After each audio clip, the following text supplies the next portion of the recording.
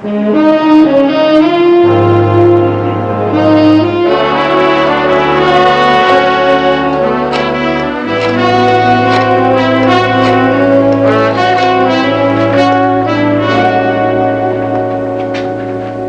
Britt Reid, please. This is Pat Allen at the office. Well, when do you expect him? This is important. Then can you try to reach him and have him call me back on the nightline? I need his okay on something. No, it can't wait till morning. Look, I'm sitting on a hot story and I have to have his permission to break it wide open. Yeah. Okay. I'll be right here.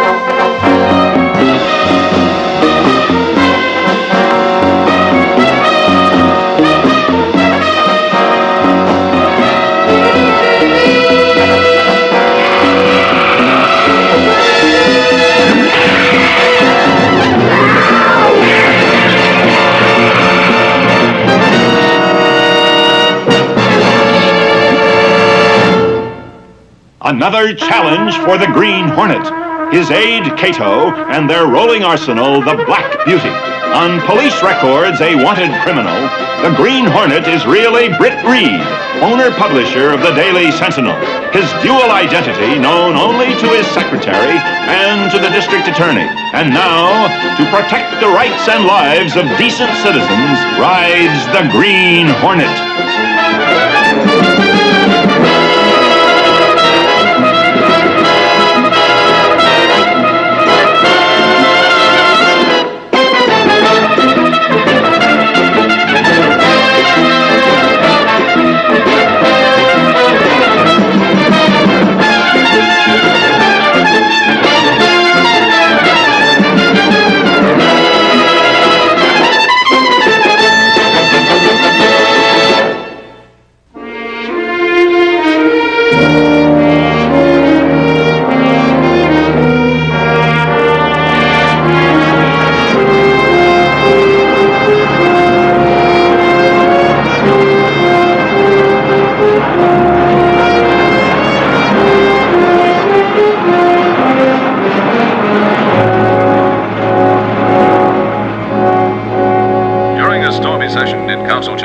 City Councilman Bright assured the mayor's special committee that he would vote against any increase in taxes this year. And here's an additional note on the bizarre death of Daily Sentinel reporter Pat Allen. The only witness, maintenance worker Mrs. Martha Crown, hospitalized by shock, has shed no further light on the matter. District Attorney Scanlon and the police have theorized that the leopard, which escaped from the zoo only blocks from the Sentinel building, was panicked by traffic and sought shelter in the building. Meanwhile, on the national scene today...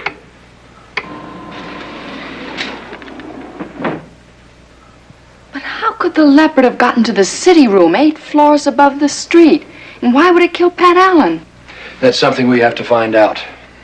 How's Mike taking it? Badly. He's in there now cleaning out Pat's desk.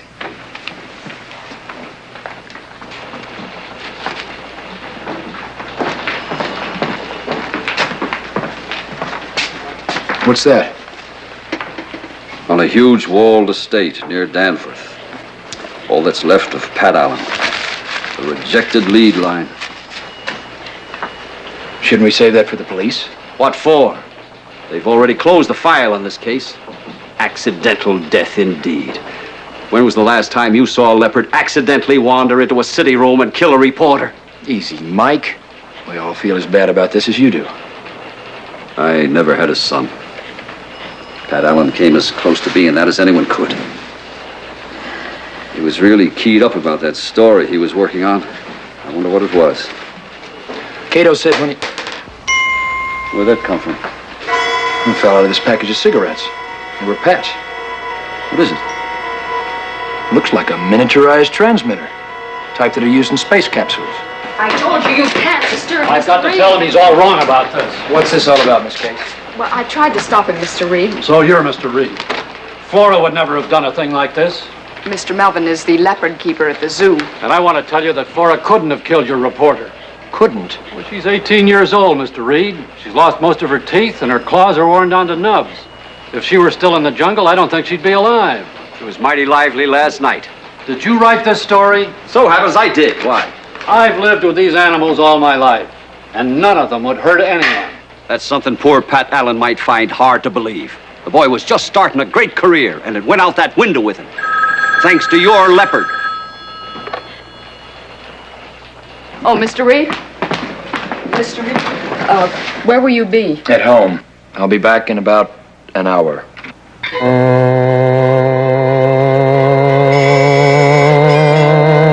I think you got a pretty tight case, Captain. I'll send one of my deputies over in the morning. Yes, I'll be waiting for your letter. Thank you. Oh, Mr. Scanlon. Yes. Here's the gemologist report. Thank you. Yeah, that's interesting.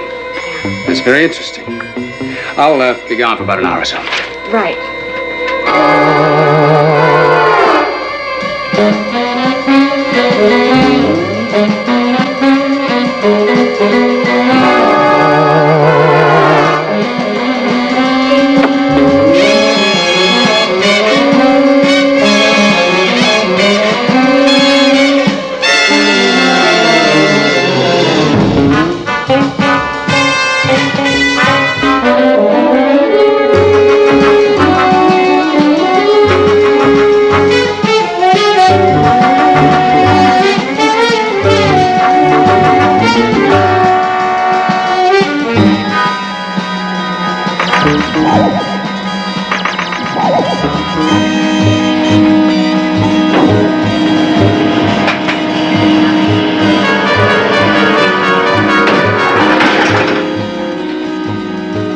If you hadn't buzzed me, I would have called you.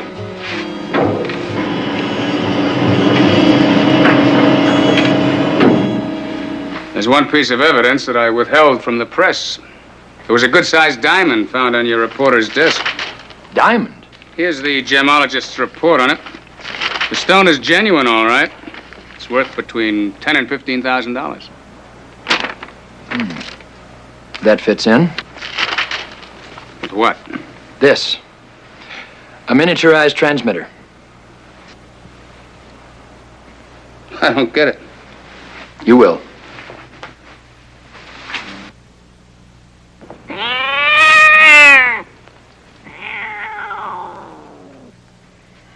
Now, do you understand?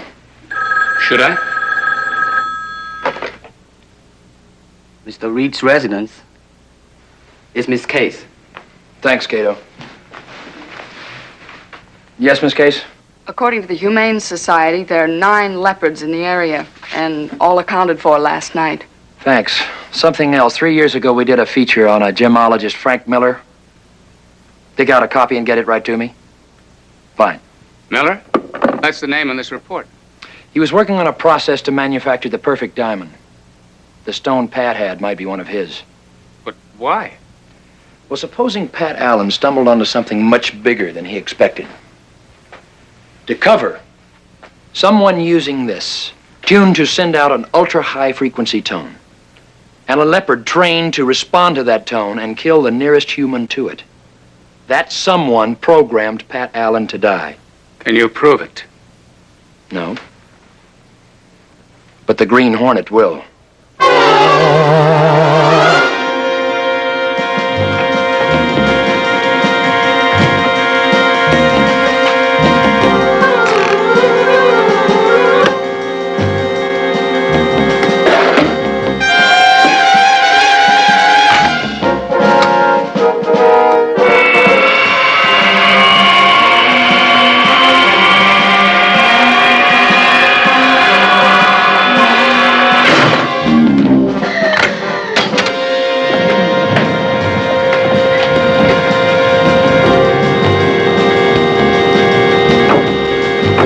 Scanner, Cato.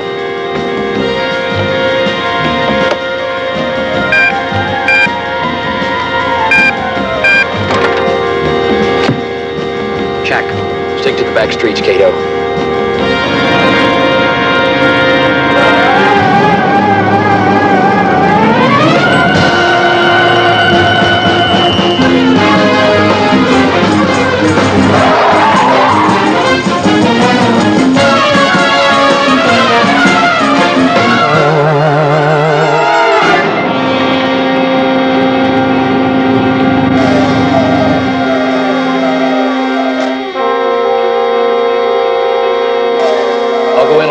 Cato.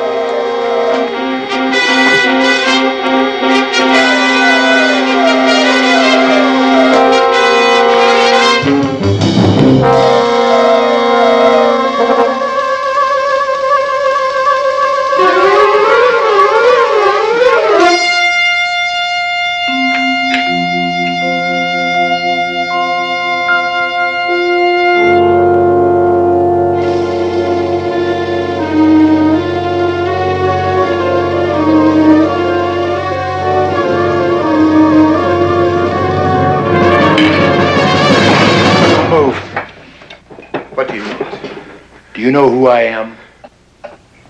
The Green Hornet. I'm here to make you a proposition. What would you want with me? This. How are you progressing with it? I gave that up long ago. You're lying, Miller. Please. If I perfected the process, would I be living like this? You might.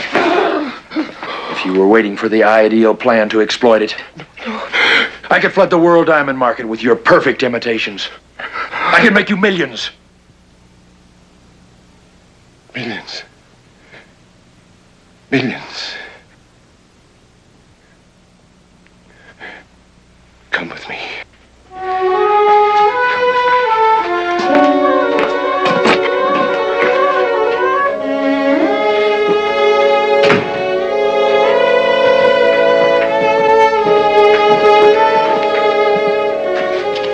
This is the oven.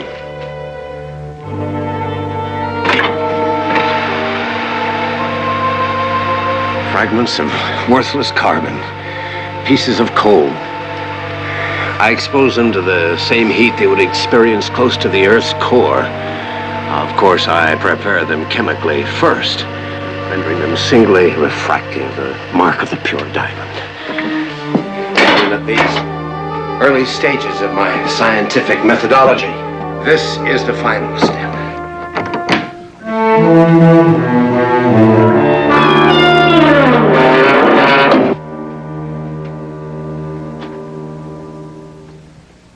Come closer.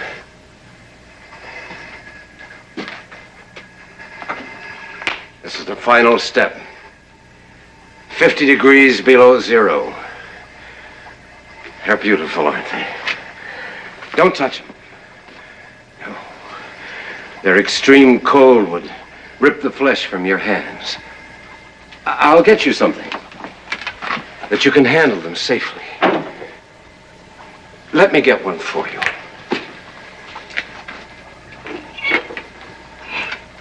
There.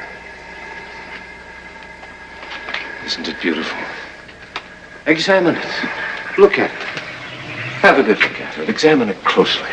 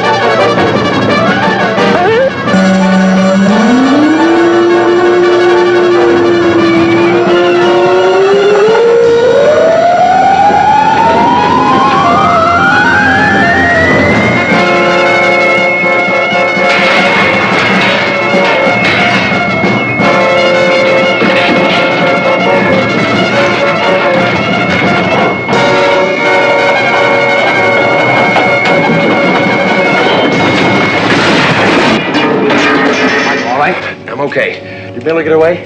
Yes. Let's go.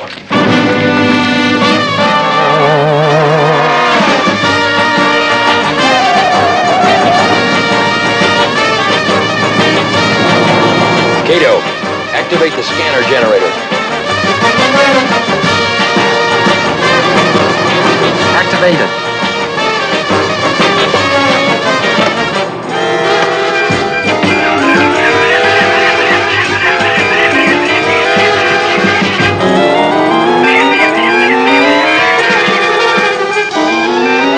Scanner aloft.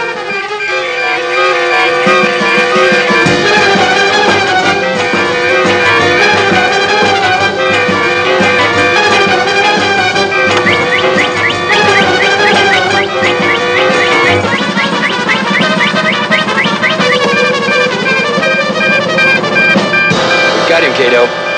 Coordinates 2, 47, and 19. Let's go.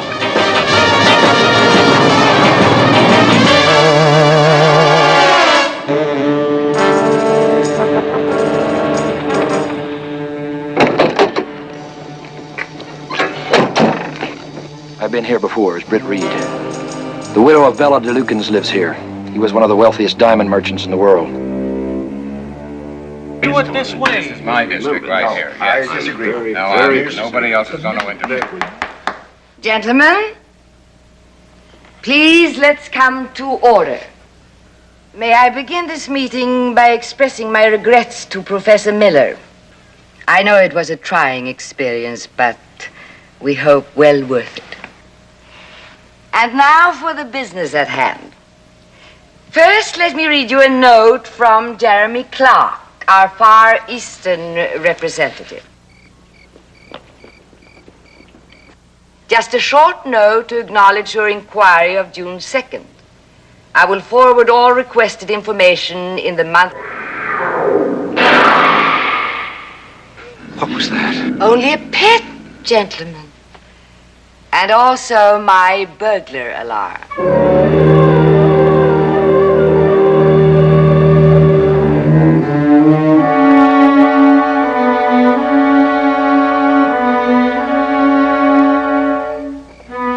And so, by including Professor Miller's diamonds in the shipments of my late husband's genuine merchandise, we can improve and increase profits 1,000-fold. Then there'll be enough for all of us.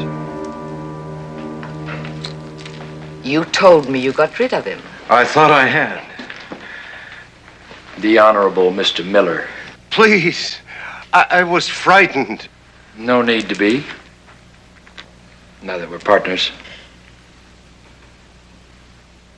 I don't know of any such arrangement. 5 years ago, I accepted the responsibility to manage my late dear husband's business. It does very well, and it's quite legitimate. Naturally. But you cut me in, or I cut you out. And I want half. And how do you propose to do that? By informing the International Diamond Merchants Association of your operation. You know my terms. Take them or leave them.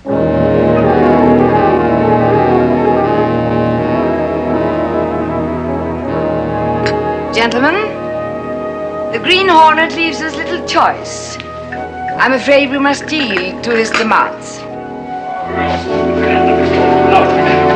Let me go, you gorillas. I'm just out for my evening stroll. Now, who is this man? His name is Axford. He's a reporter for the Daily Sentinel. The Green Hornet, eh? I should have known you were involved in this. It seems your plan wasn't as secret as you thought it was. Not by a long shot. You don't go around killing reporters and get away with it. Besides, you left a trail a Cub Scout could follow. Oh, now really, Mr. Axford, you're being too modest. It must have taken a keen investigator to uncover us. How did you find us? Easy. Knowing the cops had closed the case, I went to Pat Allen's apartment and shook it down real good. And what did you find there? A piece of paper in one of Pat's jackets hanging in the closet. And your name on it. And the address of one of those electronics outfits. They told me you bought quite a few of those transmitters. Didn't take much guessing to figure out who planted one of them on Pat. In any case, all this information is going to die with you, Mr. Axford. Don't count on that. My boss, Britt Reid, is pretty clever. If I can pick up the pieces, he sure can too. That is a chance we'll have to take. You kill a second reporter, you've got big trouble. That's a chance I'd be pleased to take. My first contribution to our partnership. Why, you... Let go! Let go! You can't turn me over to the Green Hornet. I don't mind dying, but if someone's got to kill me, let it be anyone but him.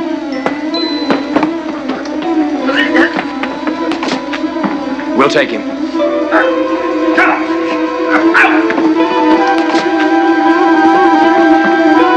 I'll be in touch. Partners. Nothing to concern ourselves about, gentlemen. That partnership will be dissolved in a matter of moments, you see. My young man planted one of those transmitters in Mr. Axford's pockets.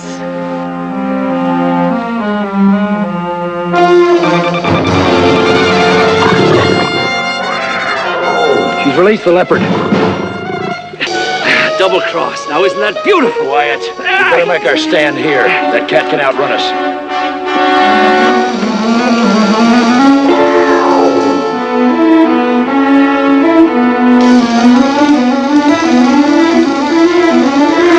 Axford, come back.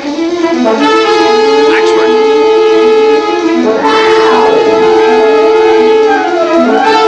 Axford. Axford, the cat's after you.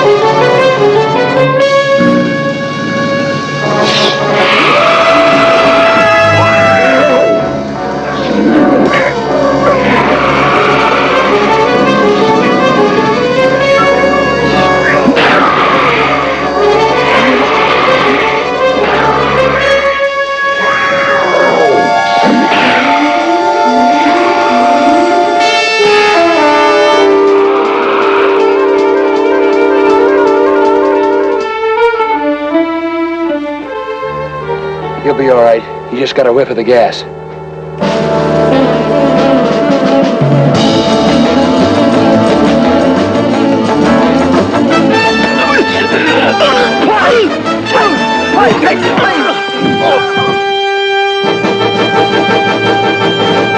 Let's get back to the house. The time has come to end a beautiful partnership.